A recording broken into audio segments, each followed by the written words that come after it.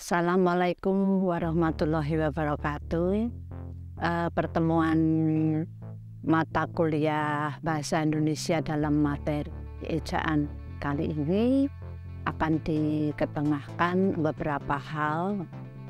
Nanti untuk materinya bisa disampaikan terlebih dahulu kepada mahasiswa. Tujuan utama dari pemberian materi perkuliahan ejaan ini adalah agar mahasiswa itu mengetahui, menguasai, memahami, dan menerapkan tentang ejaan bahasa Indonesia.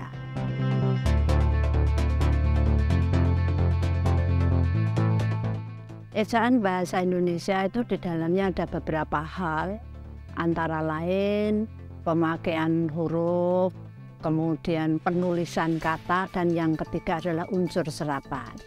Untuk lebih lanjutnya nanti mahasiswa bisa membaca dari materi yang telah diberikan. Namun dalam hal ini sedikit tentang masalah penulisan kata ataupun penulisan tanda baca itu sangat penting. Penulisan tanda baca ini sangat diperlukan dan penulisan kata pun juga sangat diperlukan ketika nanti mahasiswa itu akan menulis sebuah karya ilmiah. Itu tidak akan terlepas dari adanya penggunaan masalah ejaan. Misalnya tanda koma itu tidak serta-merta ditulis sekenanya, itu ada aturan mainnya tanda koma. Seperti kalau kita menulis sebuah kalimat dan dimulai dengan adanya anak kalimat terlebih dahulu, baru boleh menggunakan tanda koma. Itu misalnya.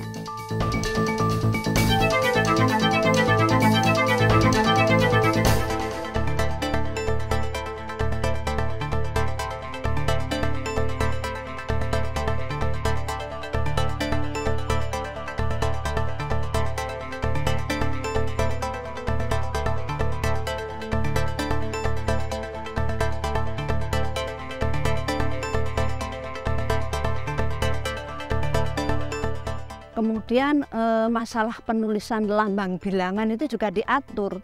Misalnya bab ke-10 itu boleh ditulis secara lengkap dengan kata ke-10 atau menggunakan angka 10 atau menggunakan Romawi 10. Jadi ada beberapa opsi untuk penulisan lambang bilangan.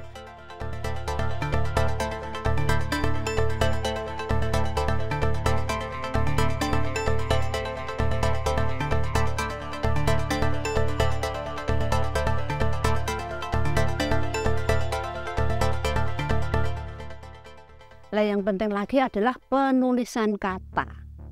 Penulisan kata misalnya kata antar kota itu tidak dipisah, jadi harus digabung. Kata yang diawali dengan kata antar, kemudian diikuti dengan kata yang lain, misalnya antar kota, kemudian antar misalnya antar jemput dan sebagainya, ini penulisannya harus dirangkai. Termasuk juga kata subkultur, subunit, subbagian, itu penulisannya juga harus dirangkai. Hal-hal seperti ini kan sebenarnya kecil ya, tapi itu akan mengganggu sekali ketika kita menulis dan salah. Itu ejaan itu adalah sebuah norma, kaidah yang harus kita ikuti, kita terapkan dalam sebuah penulisan. Kemudian satu lagi adalah yang lebih penting adalah unsur serapan. Perkembangan bahasa Indonesia itu kan mengambil dari beberapa bahasa dari negeri lain, dari Belanda, dari Inggris, kemudian dari Arab, dari Cina, itu masuk ke dalam perkembangan bahasa Indonesia. Misalnya banyak yang kita jumpai itu masih salah. Bagaimana menulis taksi masih menggunakan huruf X, harusnya sudah masuk dalam unsur serapan, kita sesuaikan dengan bahasa Indonesia itu KS, menggunakan KS. Kwitansi, penulisan kwitansi masih banyak menggunakan dengan huruf konsonan K, W, dan sebagainya. Harusnya kwitansi. Nanti contoh-contoh seperti ini bisa diperlihatkan seperti contoh yang lain. Kwitansi, kemudian kata kreatif saat kita menemui kata kreatif, produktif, kemudian aktif, itu kan selalu berakhir dengan konsonan F. Ketika ditambahkan dengan itas, akhiran itas harus berubah menjadi V, huruf V, fosfor ya. Kreatif menjadi kreativitas, produktif menjadi produktivitas, aktif menjadi aktivitas. Itu sama seperti itu. Dan ini sampai saat ini ejaan itu sudah diresmikan sejak tahun berapa ya? Yang ejaan bahasa Indonesia yang resmi PUEB itu sudah tahun 1972. Coba berapa tahun? Tapi masih saat ini dijumpai banyak kesalahan seperti itu. Dan Ibu yakin bahwa kesalahan itu karena memang orang tidak tahu atau orang mengabaikan atau apa ya, sehingga salah dari salah terus ke yang salah itu. Ini tujuan dari diberikannya materi ini agar mahasiswa itu tidak mengulangi dari yang salah gitu.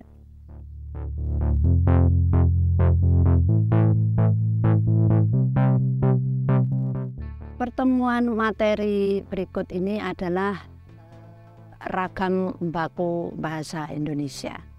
Diharapkan mahasiswa setelah mengikuti perkuliahan ini mampu membuat, mampu menulis, mampu menerapkan pemakaian bahasa baku yang baik dan benar.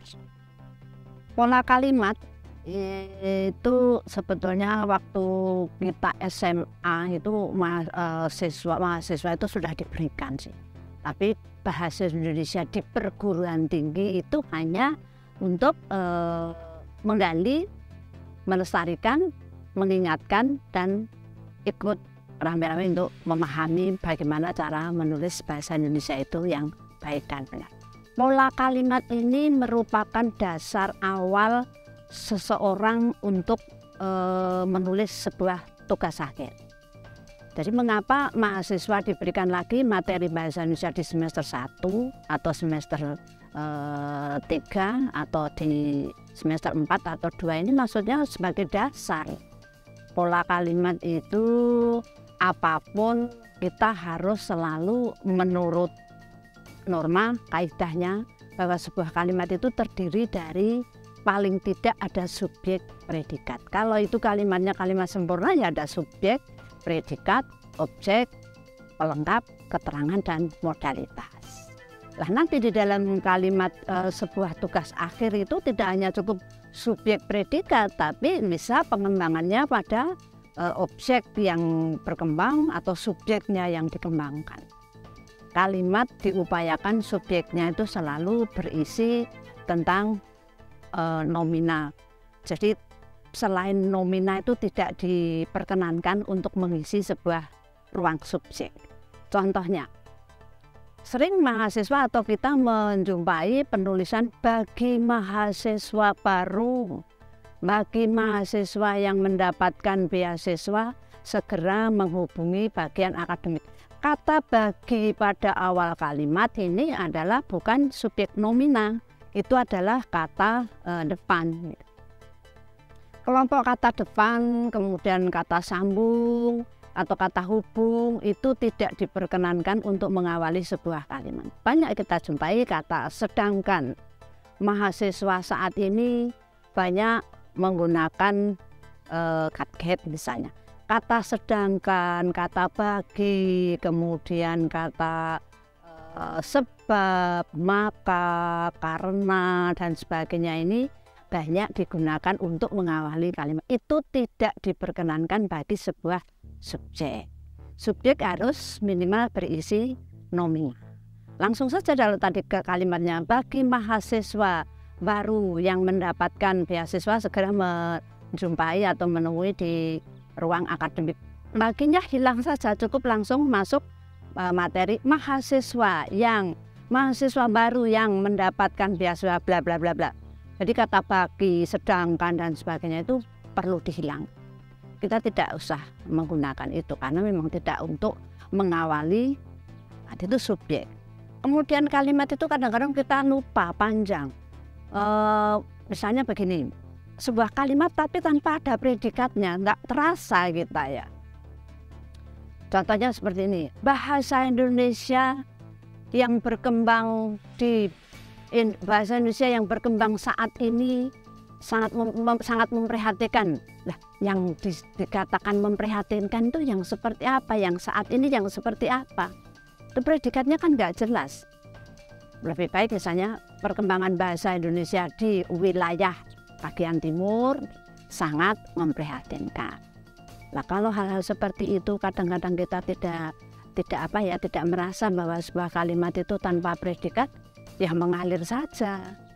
Dan orang yang tidak tahu ya sudah, itu pokoknya asal kita komunikatif, dibaca ngerti ya sudah, oke. Tapi sebetulnya kalau kita analisis lebih dalam, kalimat itu tidak ada predikatnya.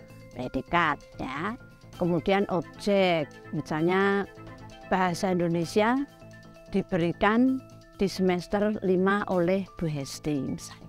Ada objeknya jelas, subjeknya bahasa Indonesia, diberikan predikatnya oleh Bu Hesti ini sebagai objeknya jelas gitu.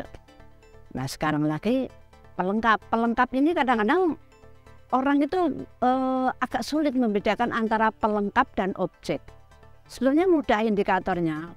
Kata pelengkap itu kalau dia bisa diubah ke depan, kata objek itu kalau bisa diubah ke depan posisinya sebagai subjek, dia berarti sebagai objek. Contohnya, bahasa Indonesia diberikan di semester 5 oleh Bu Hesti. Bu Hesti memberikan bahasa Indonesia di semester 5. Objeknya kan bisa diubah di depan. Selama objek ini bisa pindah di depan dan menduduki sebagai subjek, berarti dia indikatornya sebagai objek. Tapi kalau objek itu dipindah ke depan tidak bisa, berarti dia sebagai pelengkap. Itu ya. Jadi mudah sebetulnya indikatornya. Satu lagi keterangan. Kalau keterangan itu mudah ya. Ada keterangan tempat, ada keterangan waktu, ada keterangan alat. Misalnya keterangan waktu itu bisa pagi, siang, sore, malam. Kalau keterangan tempat itu bisa di kampus, di sawah, atau di tempat mana lokasi. Alat misalnya dia menari dengan selendangnya. Dengan selendangnya adalah merupakan keterangan alat. Satu lagi yang jarang kita gunakan sebenarnya modalitas. Kelompok modalitas seperti kata barangkali, sepertinya, kemudian makanya dan sebagainya masuk di itu sebagai kelompok modalitas.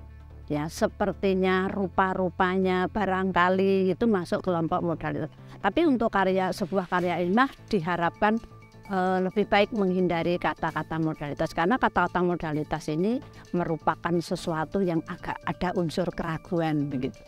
Lebih baik dihindari, mahasiswa lebih baik menghindari kelompok kata modalitas.